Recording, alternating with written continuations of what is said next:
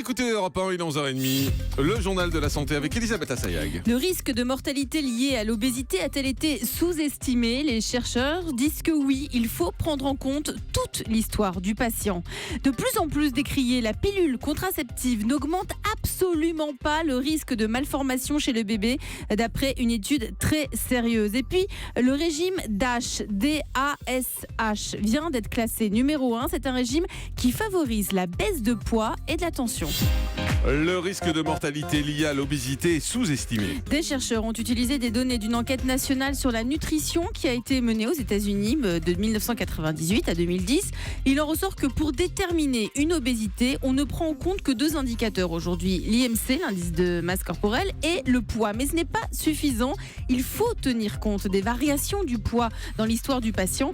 Écoutez les explications avec nos confrères de France 5. Pour évaluer les risques de décès liés à l'obésité, les études scientifiques s'appuyaient jusqu'ici sur une seule mesure, l'IMC, l'indice de masse corporelle.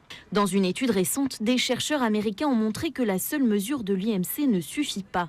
Pour déterminer les risques exacts liés au surpoids, il faudrait, comme ils l'ont fait, se pencher sur l'historique complet du patient. Les chercheurs ont non seulement calculé l'indice de masse corporelle et l'ont mis en relation avec le risque de faire des maladies ou de décéder, mais ils ont aussi évalué l'histoire du poids et ils ont pris en compte l'indice de masse corporelle maximum dans la vie et également comment le poids avait évolué pendant la vie. Ces variations de poids peuvent entraîner des risques à long terme.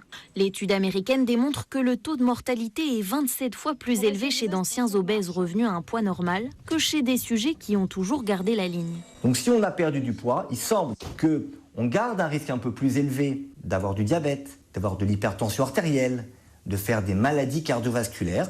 Donc on va être un peu plus vigilant que si on a été toute sa vie avec un poids normal. La pilule contraceptive n'est pas responsable de malformations congénitales chez le bébé. Les résultats ont été publiés dans une revue médicale britannique. Des chercheurs ont étudié 900 000 naissances sur 14 ans. Environ 2,5% des enfants souffraient de malformations congénitales, comme des malformations du système nerveux, du cœur, de l'appareil respiratoire ou urinaire, de la tête ou des membres. Et les chercheurs ont découvert que les enfants nés de femmes qui avaient continué à prendre la pilule après le début de leur grossesse n'avaient pas plus de risque de malformations congénitales que ceux nés de femmes qui n'avaient jamais pris la pilule ou qui l'avaient arrêtée avant d'être enceintes. Les enfants qui avaient des problèmes de malformation étaient nés de mères âgées de plus de 40 ans, des fumeuses pendant la grossesse. Donc de quoi en finir avec toutes ces idées reçues sur les effets de la pilule contraceptive. Le régime DASH vient d'être classé meilleur régime. D'après le US News and World Report qui classe chaque année les régimes, le DASH est un régime alimentaire anti-hypertension et c'est ça sa particularité.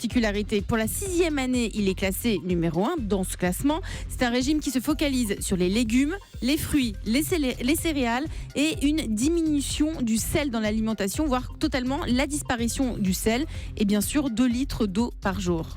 Et puis on vous en a parlé avant les fêtes sur l'impact de la grippe aviaire sur le foie gras. Les ventes n'ont pas été affectées et on vient de l'apprendre. Oui, aucun impact. Les ventes de foie gras en grande surface depuis l'annonce fin novembre d'un premier cas de grippe aviaire n'ont pas été affectées. Les Français ont mangé du foie gras. Ils ont acheté pour plus de 168 millions d'euros de foie gras dans les hyper et supermarchés entre le 1er et le 27 décembre, soit une hausse de 1,5% de plus qu'à la même période en 2014. Et puis l'opération pièce jaune est lancée. Oui, les pièces jaunes, c'est chaque année depuis 1989. C'est la Fondation des Hôpitaux de Paris qui organise cette opération qui est destinée à collecter des fonds pour améliorer les conditions de vie aux enfants et aux adolescents qui sont à l'hôpital. 8500 projets ont déjà été financés grâce à cette opération. Et là, à l'occasion de cette opération, donc cette année, Anne Roumanoff donnera une soirée à l'Alhambra à Paris. Ce sera dimanche à 21h avec la présence de Bernadette Chirac. Évidemment, toute la recette sera reversée aux pièces jaunes. Et puis le chiffre du jour. 19 millions de Français ronflent. Ça correspond à Ça fait du monde. 40% de la population adulte, tout de même. Il est beau ce ronflement, merci Nicolas. Le c'est ronflement horrible. est souvent considéré comme naturel. Il est souvent justifié par une fatigue passagère ou une soirée trop arrosée. Mais attention, ça peut devenir déjà très encombrant dans une vie de couple. Et il est à prendre très au sérieux parce qu'il peut être synonyme d'apnée du sommeil. Il y a des femmes qui ronflent aussi, il n'y a pas que des mecs. On dit toujours que c'est des mecs. Et docteur Ichou, vous me confirmez, il y a des femmes qui ronflent aussi. Bien sûr. Vous ronflez vous, Plus Julie les hommes, Oui, quand sûrement. même. Oui, Vous ronflez? Oui. Mais elle le sait On pas en sait puisqu'elle rien. Bah Si, non. on me le dit. Je dors pas toute seule, mon Ah oui, petit c'est vrai. Marcel. Et donc, on me le dit au réveil. Voilà.